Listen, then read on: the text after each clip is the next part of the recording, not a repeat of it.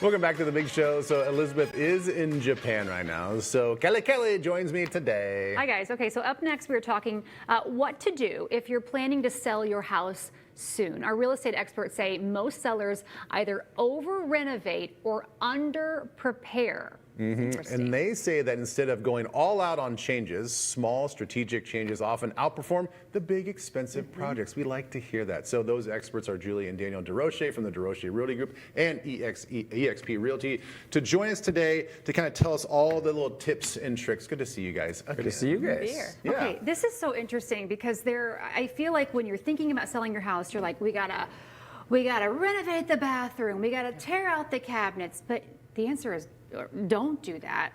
Let's think a little smaller. You say, Julie, depersonalize and pre-pack first. What does that mean? Well, taking down pictures and stuff that really personalizes a house. So when a buyer walks into a house, it's an emotional experience. You want them to like fall in love with it, but you want them to be able to picture themselves in your house. And if you've got pictures of the family up all over the place, it's really hard to do. And it's distracting because people are looking at your pictures and not at the house. Yeah.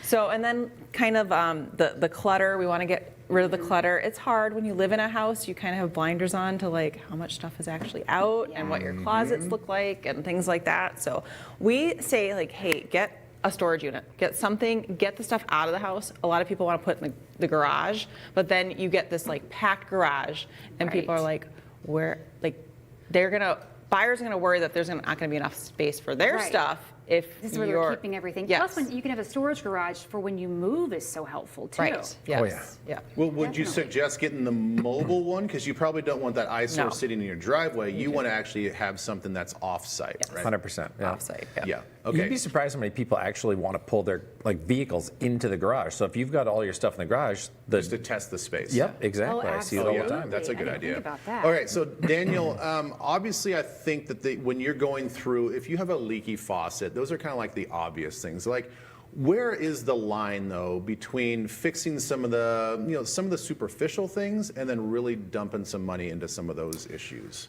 Well, it's a tough line. I actually have a transaction I'm working on right now, and it's my buyers and these sellers. The home looked good at a first glance, but when you started like turning stuff on and trying stuff and really looking at it, you could see a massive lack of home maintenance.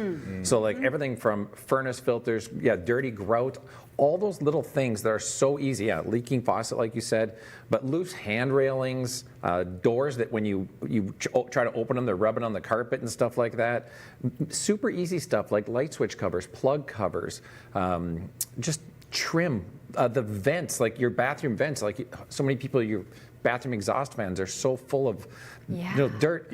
Just sometimes just that super easy cleaning, touch-up stuff, and basically, in my opinion, you want to make sure everything you open and close works, and that everything you turn on works. It's just simple stuff. And you're telling your buyer, like, walk through the house, turn on the faucets. Like, you are encouraging them to do this. We do it like the way we do a showing is we do that as we walk through. We flush toilets, we test the pressure in showers, drains, all that type of stuff. Like every time you're on a showing, your realtor should be doing like a mini inspection as you're walking through. And as you see, like you open up the furnace filter and it's plugged or not even there, you'd be amazed. Oh boy. It's like, so it starts showing that there's a lack of maintenance. You'd be surprised.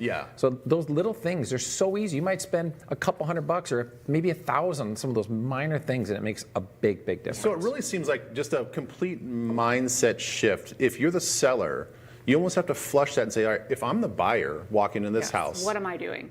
I have to have fresh eyes on this. As if I'm the buyer, what would I notice? And those are probably the easy things like, I just got to just dusting the windowsills and doing stuff like that makes a big difference. Open and close every window, because the buyers and their realtors should be doing that. And if the window doesn't open and close, it's just red flags. Right, exactly. Okay, Julie, you say refresh instead of renovate. So don't start knocking down walls. No. I mean, it's great if you can renovate, but you're not going to get that money back. So we're looking at what's going to be the most optimal amount of, you're going to put this in and you're going to get it back. So like example, I just had clients that were starting to prep their house. They called me last week and were like, the siding guy's coming out and we're going to replace this front of the siding, front of the house siding. And I'm like, send me a picture of the front of Yeah. your house again. And it was just faded, but it did not need brand new LP siding on the front. And I said, you guys are way better off taking that $7,000 and spending it inside on the stuff that really is going to stick out to the buyer, as opposed to just stuff that, you know, is not the fun stuff, but it doesn't look bad. Right. It just was something that, to them, it was a big deal, but to most buyers, it wouldn't be a big deal. Right, so paint, hardware, things like that. Yes, yes. A quick one on that. I see these companies that go knock on doors and talk about replacing windows and siding and stuff, and they tell you you're going to get a big return.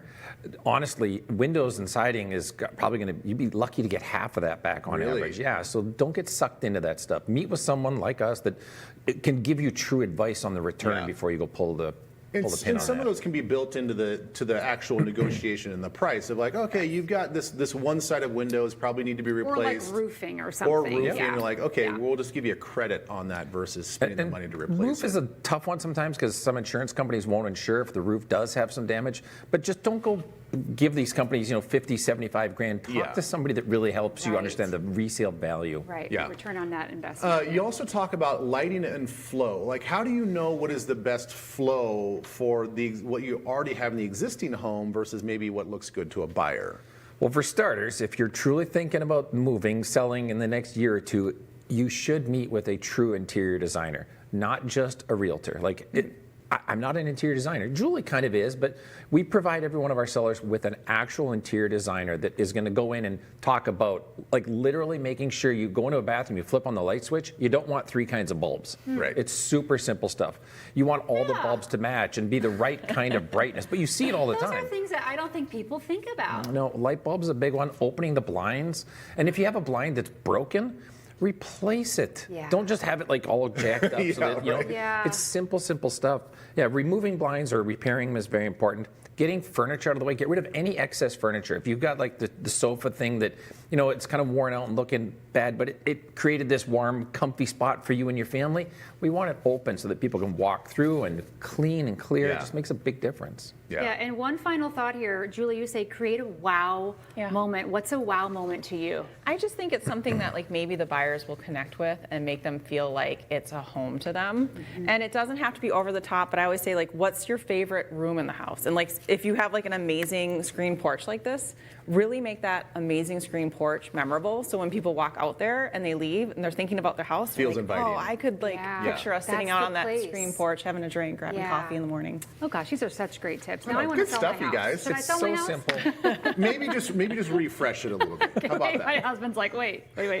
All right, thank you guys so much. Thank You can you. connect with Julie, Daniel, and the team at Desrochers Realty Group and EXP Realty. We've posted all of their contact information on TwinCitiesLive.com. Real quick, I think a great tip if you're going to be selling your house, just put on the kitchen counter just rhubarb stalks everywhere. Everywhere? People would love that. Just the leaves.